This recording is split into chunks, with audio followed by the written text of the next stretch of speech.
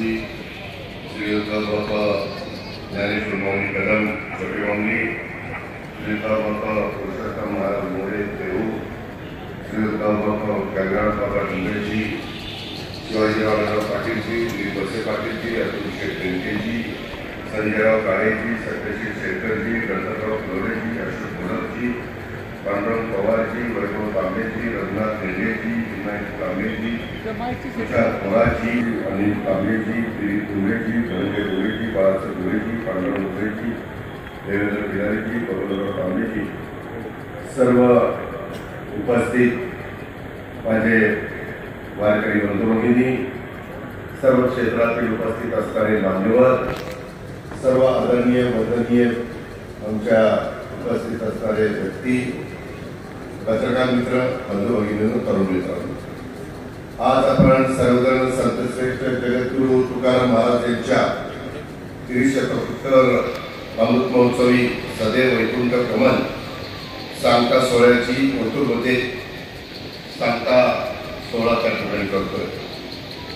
ही आपल्या सर्वांच्या दृष्टीने आनंदाची अभिमानाची प्रकारची गोष्ट आहे। आम्ही जरी राजकीय क्षेत्रामध्ये काम करत असलो तरी शेवटी साधू संतांचे विचार शिवशाहू फुले आंबेडकरांच्या महाराष्ट्राला पुढे घेऊन जाणार आहे। शिवाजी महाराजांनी पण हिंदवी स्वराज्याची स्थापना करत असताना त्यावेळेस जगद्गुरु संत तुकाराम महाराजांचे आशीर्वाद घेतलेला इतिहासामध्ये नोंद आहे। अनेकांनी आपापल्या काळामध्ये जे साधू संत होऊन गेले त्यांच्या पुढे नतमस्तक होणं, त्यांचे आशीर्वाद घेणं, त्यांच्या विचारांनी मार्गक्रमण करणं हाच आजपर्यंतचा इतिहास आपल्याकडे आहे। राज्यात संत तुकाराम महाराजांच्या 375व्या वैकुंठ गमन सोहळ्याच्या ठिकाणी इथं साजरा होतोय ते मगाशी छोटे माऊलींनी सांगितलं आणि कुठं कुठं आतापर्यंत झालं त्याचाही उल्लेख त्यांनी केला। हे 7वं ठिकाण आहे आणि तो सगळा कार्यक्रम अत्यंत दिमागदार पद्धतीने आतापर्यंत झाला। प्रत्येकाने आपापल्या भागामध्ये अशा प्रकारचे कार्यक्रम करत असताना कुठलाही बाकीचा त्याच्यामध्ये त्याला राजकीय जोडे बाजूला ठेवून त्या भागातल्या अनेक राजकीय मान्यवरांनी त्यामध्ये सहकार्याची भूमिका घेतली। त्या सोहळ्याच्या निमित्तानं देखील समाजातल्या हजारो लाखोच्या संख्येने भाविक उपस्थित पण झाले, इथं पण उपस्थित आहे। त्यांच्या सांगता समारंभाच्या निमित्तानं माझ्या पुणे जिल्ह्यातील उत्तूर गावामध्ये जिथं संत तुकाराम महाराजांचे गुरु सद्गुरु चैतन्य महाराज यांचं वास्तव्य आणि समाधी आहे या ठिकाणी होतोय, याचा मला माझ्या उत्तूरकरांना, माझ्या जुन्नरकरांना, माझ्या पुणे जिल्ह्याला खूप अभिमान आहे। हा सोहळा केवळ एक धार्मिक उत्सव नाहीये, तर तो संत तुकाराम महाराजांनी आपल्याला दिलेली भक्ती, अध्यात्म आणि मानवतेच्या शिकवणीचा एक उत्सव आहे।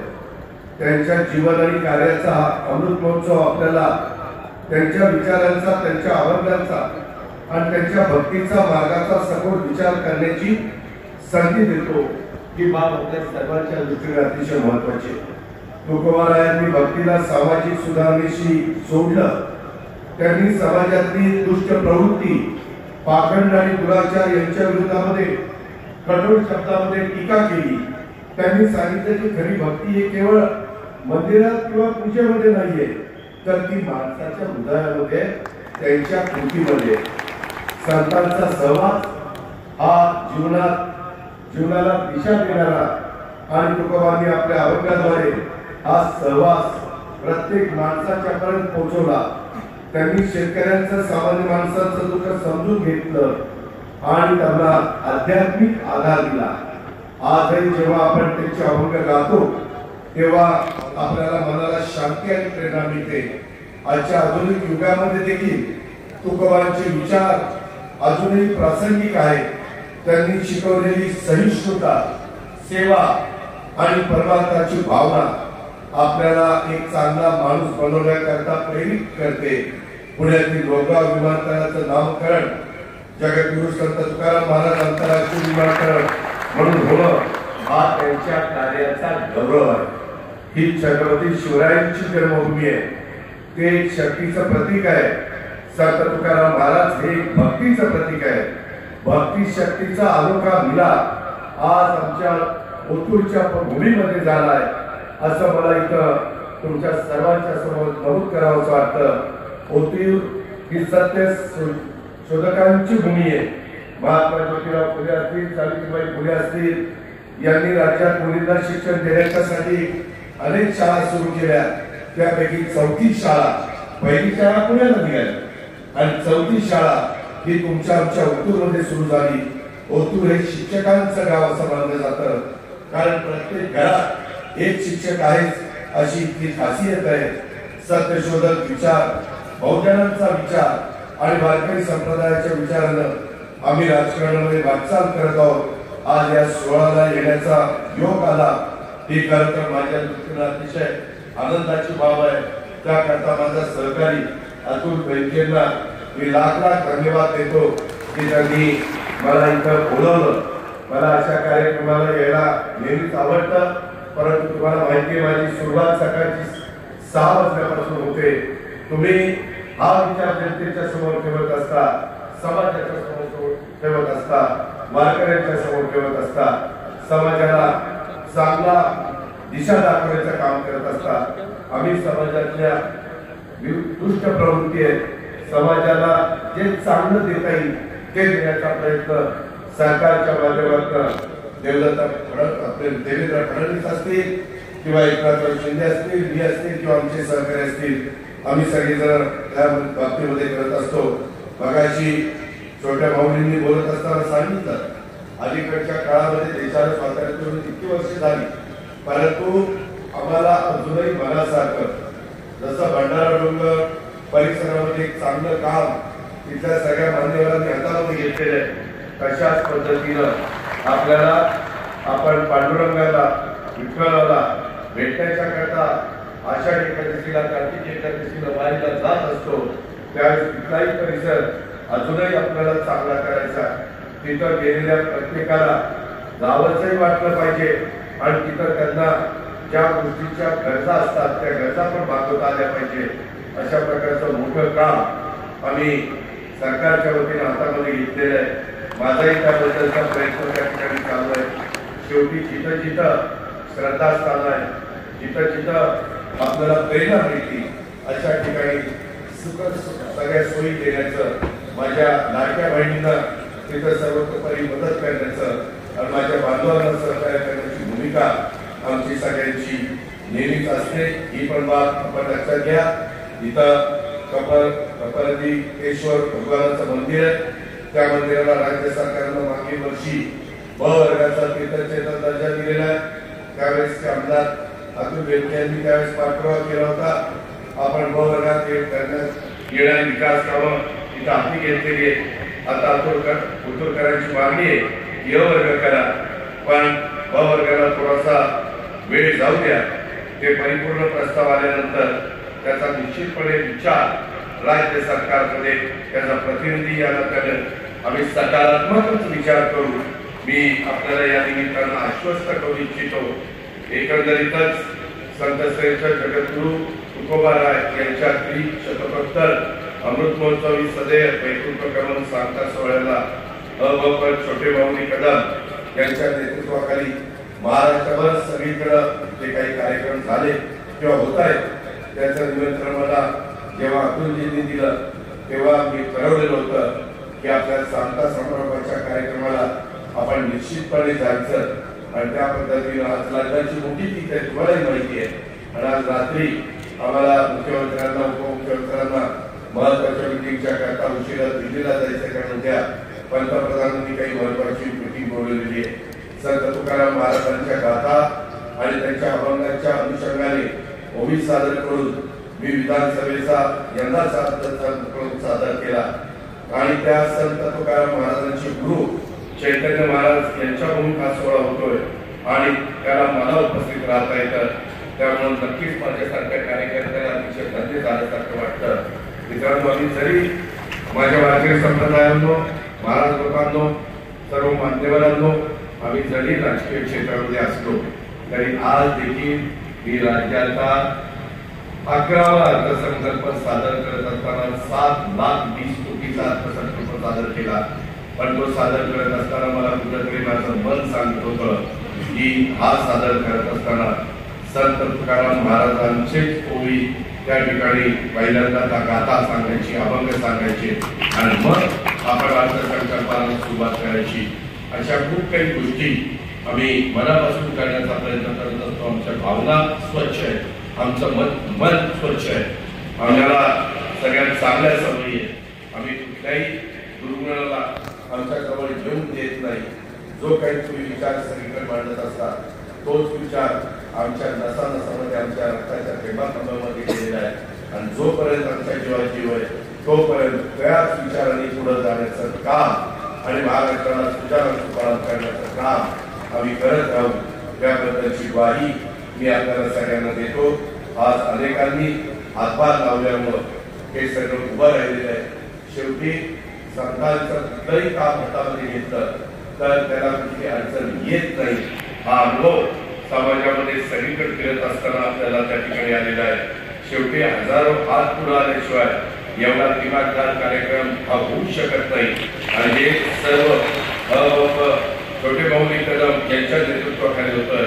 आमच्या वारकरी संप्रदायाला एक चांगली संत परंपरेची दिशा देण्याचं काम हे छोटे भाऊनी कदम करतायत.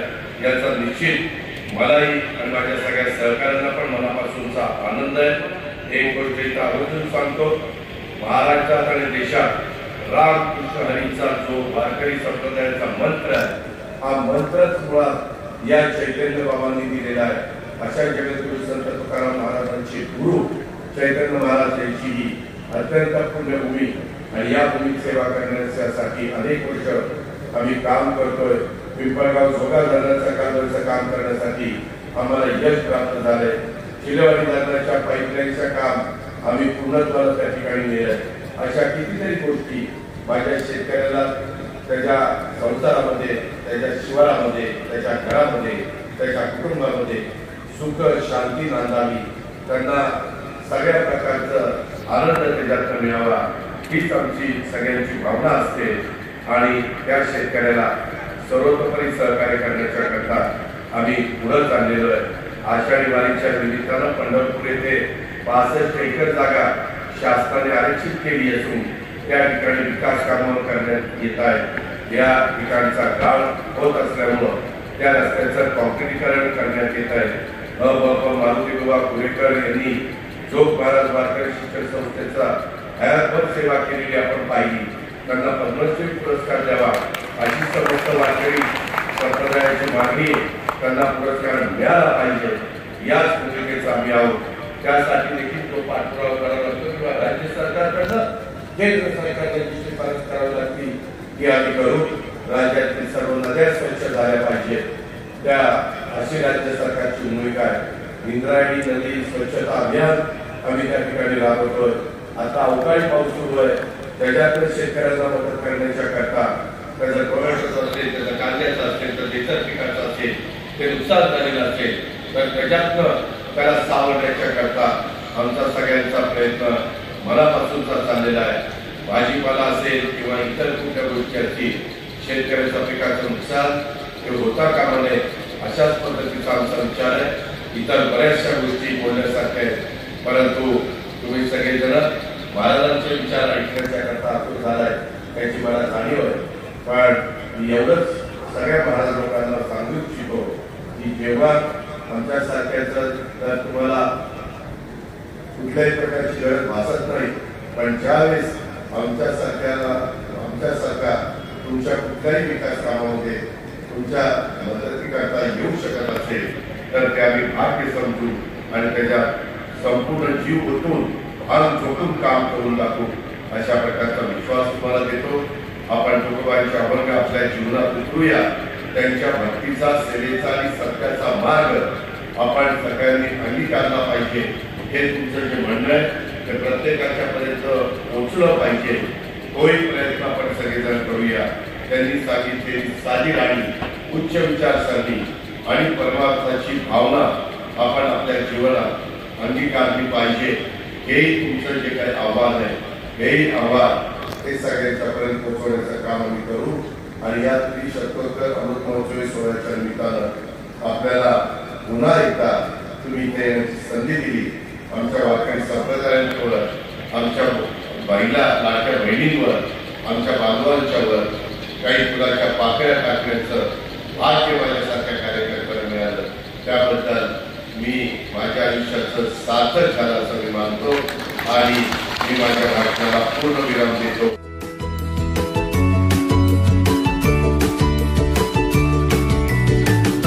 बातम्या शेतीच्या, बातम्या मातीच्या, बातम्या अन्यायाच्या, गुन्हेगारीच्या,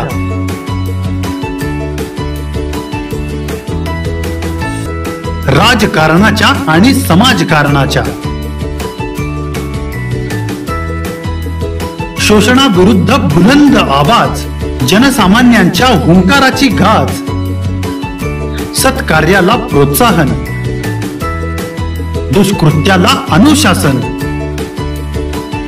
निर्भीड, निस्पृह, सडेतोड, बेधडक आणि रोखटोक म्हणजेच विघ्नहर टाइम्स. शोध बातमीचा, ध्यास सत्याचा.